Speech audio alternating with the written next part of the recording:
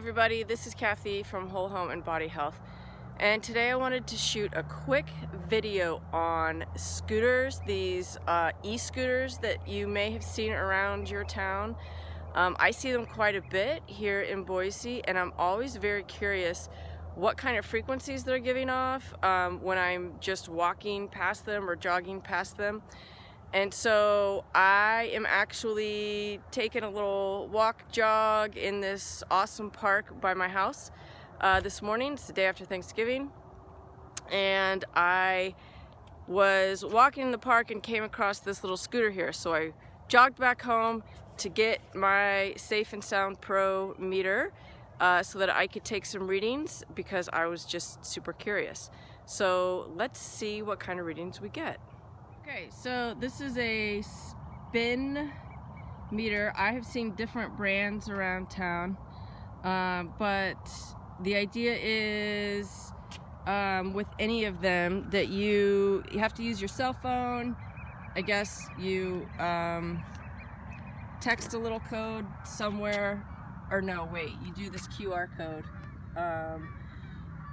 with your phone, and then it unlocks it for you and you pay for it and you're set to go. So obviously you need radio frequency here to do that because you got to have a phone.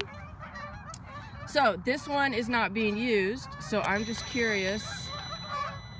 There go the geese.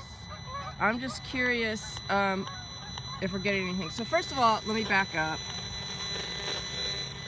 and just see what the ambient fields are. Swing my meter around. I can hear a little bit of cell tower in the distance. There is a 5G cell antenna right here, which you can barely see. It's probably about 60 yards away. It does have a 4G antenna on top. There's also a cell tower pretty close in the distance right there, and about a quarter to half a mile over here. So you can't see any of those, but I'm getting just a little bit of those. That's all I can hear. Turn the sound up. Getting about, 200, 300 microwatts per square meter. Now if I come up to the whatever this charging device, so I can immediately hear that little clicking. So that's what that is. That is the signal given off by this guy here. And it's going up to about 1,800, 1,800. Oh, there's a big spike there. So that is, you saw that big spike of 2,700. There's 4,700. Turn the sound down now. So the sound, I turn the sound down so we can do this a little bit better. I'm going to reset it to see what kind of pulses we get. Now, this would remind me of your phone, what a cell phone does if you're not using it. Every 30 seconds or so, it's going to send out a signal to make sure that it's still connected to the tower. So I would assume that that is what's going on here. We'll see if we get another one of these spikes. Now I am pretty close to it, which distorts the signal reading a little bit because I'm in the near field rather than in the far field, but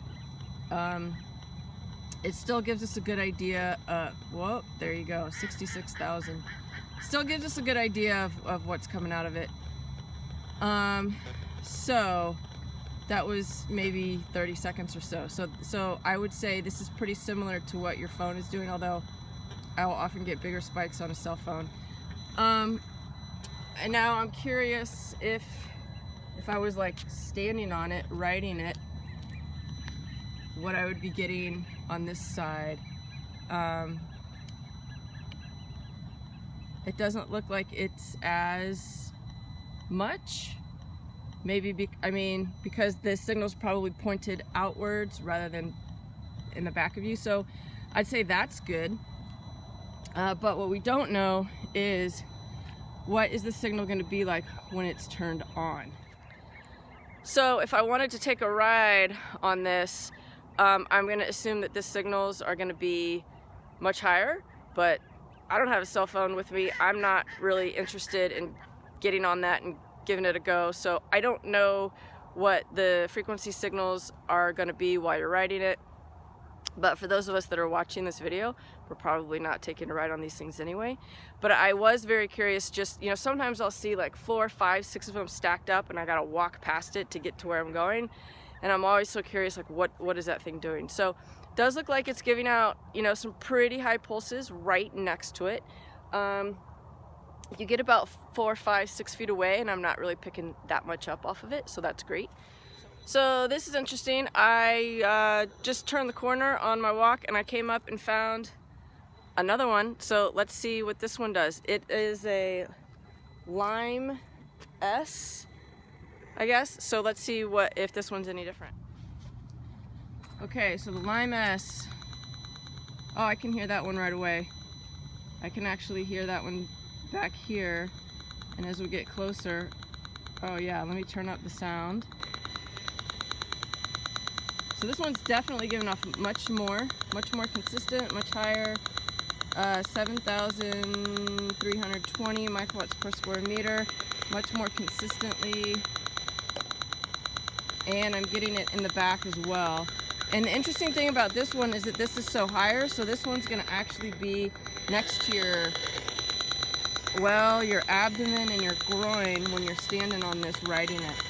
So that is unfortunate. That's much higher than I would like to see. So this one compared to the first one I tested, the orange one, much higher. In fact, I'm not sure, I don't really want to stand right next to it.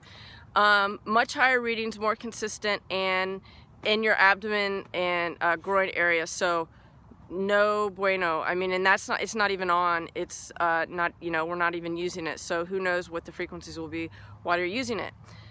So that's unfortunate. I guess the takeaway here is if you're going to ride them, you want to test to see which one performs better, which one has less exposure to it, and get the ones where this little communication device is lower, so it's not right next to your vital organs, right?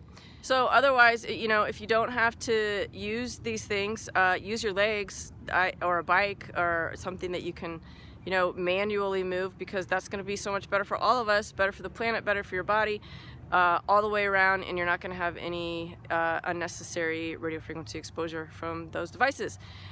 So that is it for today. I hope you found it helpful. If you do have to walk around these things or jog around them like I do sometimes, you know, just take a wide berth, and you can probably avoid some of that exposure. So if you found this helpful, please subscribe to the channel so I can continue to bring these videos to you. And if you've got any questions, comments, concerns, please leave them below. I'm always happy to answer. All right, guys, we will see you next time. Bye.